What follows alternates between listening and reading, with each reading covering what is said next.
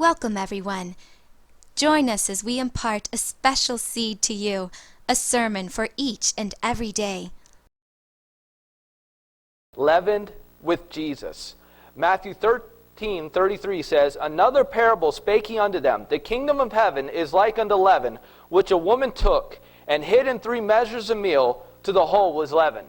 In other words, this woman took leaven, and she put it in the bread, and as it sat in the bread, as it festered, as it, what do they call it, fermenting, or whatever is involved, the whole thing became leaven. Now, that can be good and that can be bad. If you put like one bad apple in the midst of a bunch of good ones, it can corrupt the rest of them. That's why they say, what bad company spoils good manners.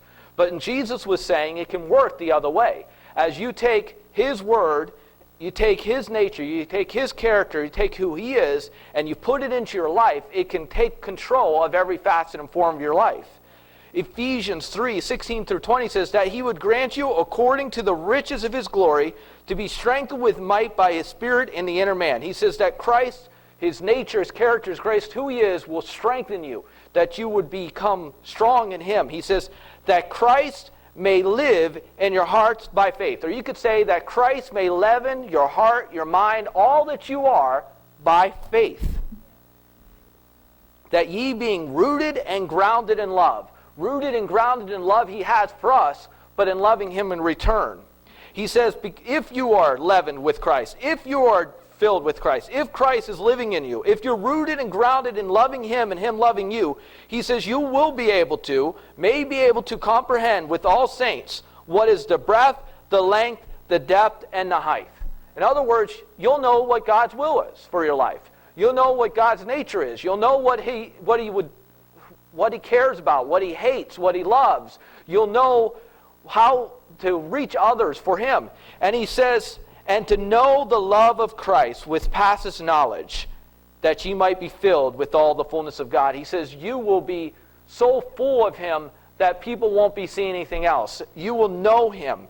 He says, now unto Him that is able to do exceedingly abundantly above all that we ask or think, according to the power that worketh in us. That power that God is working in you, once you've given your heart and your mind to Him, and you've confessed Him, and you are now born again, He says that power will work at you as long as you give it room, as long as you fill yourself with it to where there is nothing but Christ in you. You will be leavened with Him. Acts 17:27-28 says, that they should seek the Lord, if happily they might feel after Him, and find Him, though He be not far from every one of us.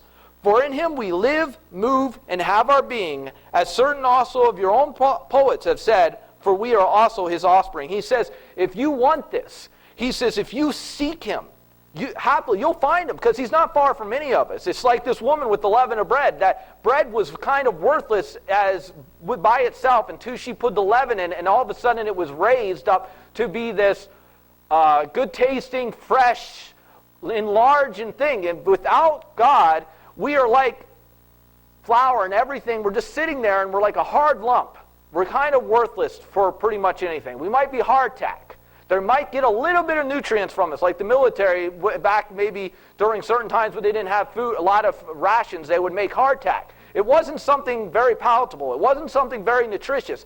But there was enough there to at least keep their stomach quiet, enough there to maybe keep them going for a while. And that's what most of us in our Christian life are like. We're like hardtack, where there's not much nutrient, there's not much Christ in us, but maybe just enough to keep us going, and maybe enough to help someone else, because we have not been leavened with Christ and His Word.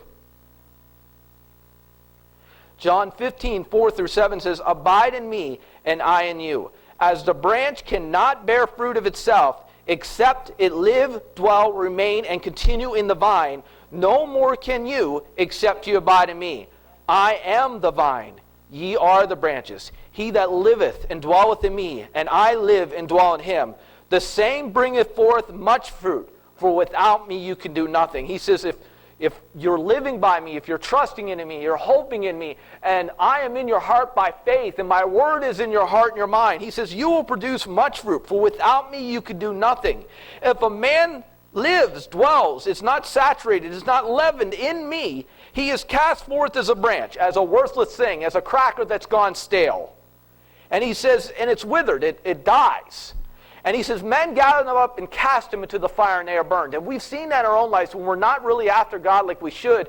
We wither up in our love. We wither up in our peace. We wither up in our joy in the nature and character of Jesus Christ. And then all of a sudden, the devil can come in, other people can come in, and they can set unholy fires on us, whether it be fear, worry, anxiety, whether it be lust, whether it be anger, whether it be bitterness. And all of a sudden, we are burned with unholy fires. He says, if you live and dwell in me, and my words live and dwell in you, you shall ask what you will, and it shall be done unto you. You will be leavened, and you'll have a heavenly scent. And God says he inhabits the praises of his people. You could say it this way. He loves really good, well, homemade bread, like I do. When there's bread and it's fresh out of the bread maker, out of the oven, you'll find me back there as fast as possible with some butter, buttering it up. But who wants stale bread? Who wants moldy bread? Romans 12, 1 through 2 says, I beseech you therefore, brethren, by the mercy, by the goodness, and by the love of God, that you present your lives, your bodies, a living sacrifice, wholly given to him, cleansed and pured, surrendered and acceptable unto God, which is more than reasonable. And be not conformed to this world, but be ye transformed by the renewing of your mind, that you may prove what is the good and acceptable and perfect will of God. You could say it this way. You can be leavened with God, or you can be leavened with the world. Whatever you fill yourself with will come forth. If you want to love God, serve and obey him, you've got to become leavened with Christ and his word. Galatians 7 through 8 says, be not deceived, God is not mocked. For whatsoever a man soweth, that shall he also reap. For he that soweth to his flesh shall of the flesh reap corruption. But he that soweth to the Spirit shall of the Spirit reap life everlasting. What you put in your bread, in your life, will come forth. If you sow Christ, if you fill yourself with his word, then Christ and his word will come forth. But if you put something else in there, then that's what will come forth.